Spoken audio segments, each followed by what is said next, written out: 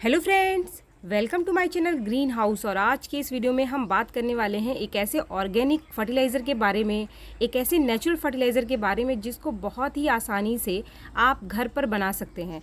ज़रूरी नहीं है कि हम मार्केट से फर्टिलाइज़र ख़रीदें, मार्केट से हम केमिकल फर्टिलाइज़र लें या फिर कोई भी कंपोस्ट ख़रीदें। हमारे घर में ही बहुत सारी ऐसी चीज़ें मिल जाती है हमको। हमारे किचन में ऐसी कुछ वेस्ट चीज़ें होती हैं, कई तरीके के फ्रूट हैं और कई तरीके की सब्जियां हैं जिनके छिलके हमारे पौधे के ऊपर एक बहुत ही बढ़िया फर्टिलाइज़र का काम करते हैं, इनकी ग्रोथ को बढ़ाते हैं। तो अगर आपके पौधे की ग्रोथ नहीं हो रही है, पौधे की ग्रोथ रुक गई है, नई पत्तियां निकल कर नहीं आ रही हैं, चाहे कोई भी सीज़न हो, जैसे जैसे सीज़न बदलता है तो कई सारी सब्जियां मार्केट में आती हैं, कई सारे फ्रूट्स मार्केट में आते हैं। और कुछ फ्रूट्स और सब्जियां ऐसे हैं जिनके छिलके हमारे पौधे के लिए बहुत ही बढ़िया ऑर्गेनिक फर्टिलाइज़र का काम करते हैं। तो आप इन छिलकों को कभी भी ना फेंकें। कुछ छिलके ऐसे हैं जैसे कि केले के छिलके और प्याज के छिलके, जिनका इस्तेमाल हम हमारे गार्डनिंग के लिए बहुत ज़्यादा करते हैं। ये दोनों ही छिलके पोटाशियम के बहुत अच्छे सोर्स हैं। और अगर आपके पौधे को पोटाशियम की अच्छी मात्रा मिलती है तो पौधे में फ्लावरिंग बहुत अच्छी होती है। आपके पौधे को अच्छी ग्रोथ के लिए, चाहे वो कोई भी पौधा हो आपके गार्डन में, चाहे वो फूलों का पौधा हो, चाहे वो कोई पत्तेदार पौधा है या फिर आपके गार्डन में आपने सब्जियों का पौधा लगाया है, सिर्फ 3 चीज़ें ऐसी हैं जो कि हर पौधे को चाहिए होती है। वो होता है नाइट्रोजन, पोटाशियम और फास्फोरस।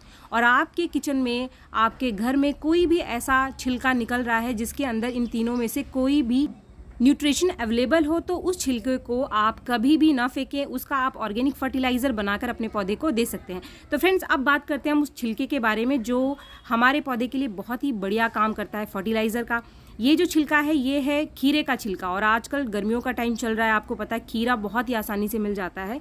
अगर गर्मियाँ ना हो तो भी आजकल ठंड में खीरे के छिलके मिलते हैं, तो खीरे का इस्तेमाल हम हर सीज़न में करते हैं। जिस तरीके से खीरा हमारे शरीर के लिए बहुत उपयोगी है, तो ये जो छिलके आपके घर में रोज़ निकल रहे हैं, इनको आप कभी भी ना फेंकें। चाहे आपके पास कोई भी प्लांट हो, सभी पौधे में इसका इस्तेमाल आप कर सकते हैं, क्योंकि जो खीरे का छिलका है इसमें फास्फोरस की और पोटाशियम की बहुत अच्छी मात्रा पाई जाती है।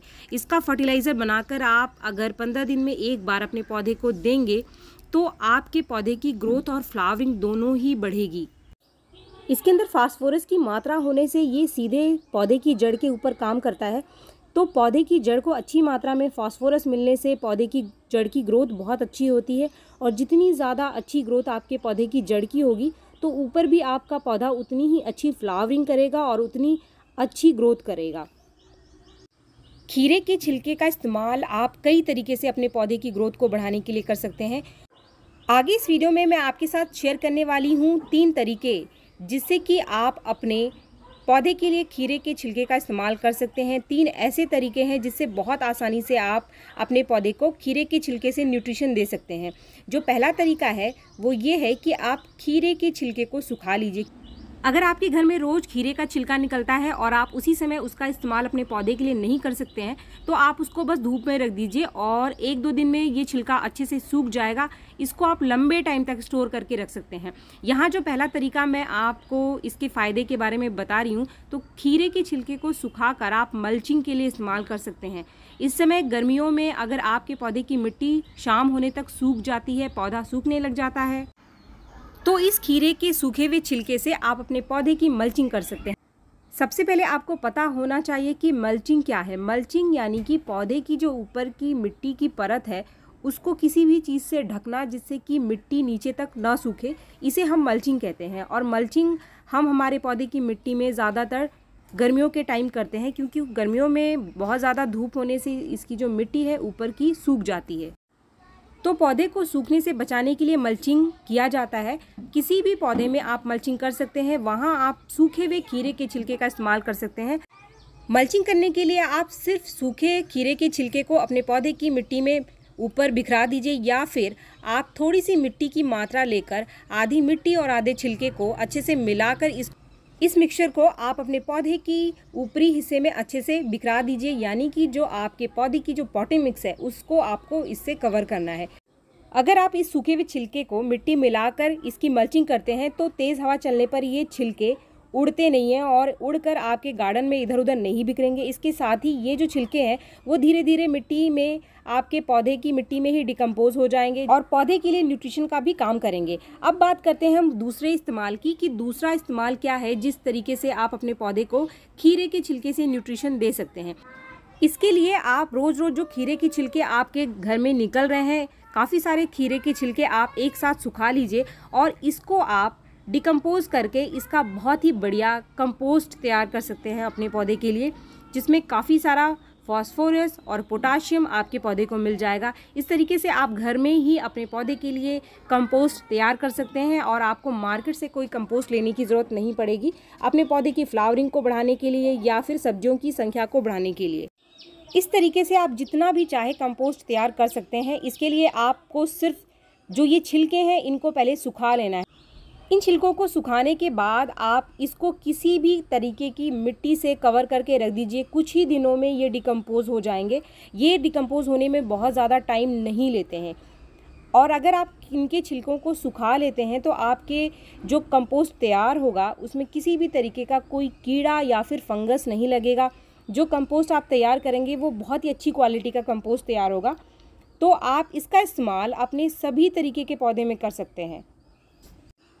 आपको इस मिट्टी में कुछ और मिलाने की ज़रूरत नहीं है। सिर्फ खीरे के सूखे छिलकों को आप मिट्टी से कवर करके रख दीजिए और छाया में आपको रखना है और इसकी जो मिट्टी है इसको आपको हल्का मॉइस्ट रखना है। अगर मिट्टी ऊपर से सूख जाती है तो फिर से आप इसमें थोड़ा सा पानी डाल करके इसको हल्का सा गीला कर दीजिए और आप देखेंगे कि सिर्फ 20 दिन में ही ये आपके पास एक बहुत ही बढ़िया ऑर्गेनिक कंपोस्ट तैयार हो जाएगा, जिसका इस्तेमाल आप हर तरीके के पौधे में कर सकते हैं। ऐसा बिल्कुल भी नहीं है कि आपको सिर्फ गुलाब में इस्तेमाल करना है, गुड़हल में इस्तेमाल करना है। आप कोई भी गार्डनिंग करते हैं, किचन गार्डनिंग करते हैं या फूल उगा रहे हैं अपने घर में, सभी में इस कंपोस्ट का इस्तेमाल आप कर सकते हैं। और ये जो कंपोस्ट तैयार होता है इसमें किसी भी तरीके का कोई कीड़ा और फंगस नहीं होता है। अब बात करते हैं हम तीसरे तरीके से अपने पौधे को न्यूट्रिशन कैसे दे सकते हैं हम खीरे के छिलके के इस्तेमाल से।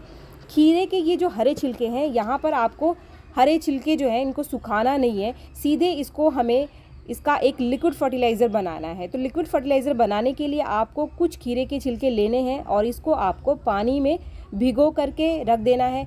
1 दिन के लिए, 2 दिन के लिए, जितने भी दिन के लिए आप चाहें इसको भिगो कर रख सकते हैं। लेकिन जितनी ज़्यादा दिन आप इसको भिगो कर रखेंगे, डाइल्यूट आपको करते समय उतना ही ज़्यादा पानी इसके अंदर ऐड करना पड़ेगा। इस चीज़ का आप ध्यान रखें।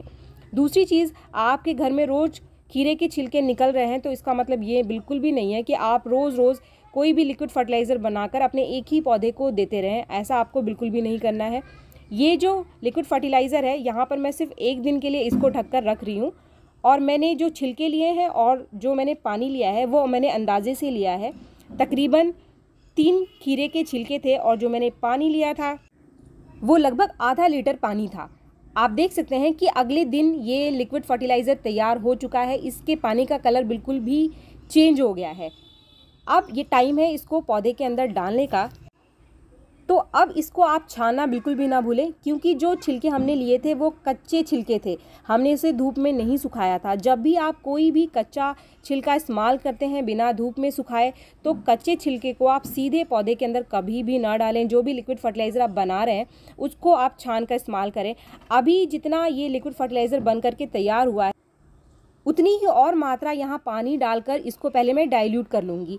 मैंने आपको पहले ही भी बताया है कि जब भी गर्मियों में आप कोई भी फर्टिलाइज़र डालते हैं तो उसको डाइल्यूट ज़रूर करें और पानी मिलाकर अपने फर्टिलाइज़र को डाइल्यूट करना बिल्कुल भी ना भूलें, क्योंकि अगर आप तेज़ फर्टिलाइज़र आप देते हैं पौधे को तो वो पौधे की जड़ को नुकसान कर सकता है। ये जो छिलके हैं इसका इस्तेमाल आपको बिना सुखाए अपने पौधे के ऊपर बिल्कुल भी नहीं करना है।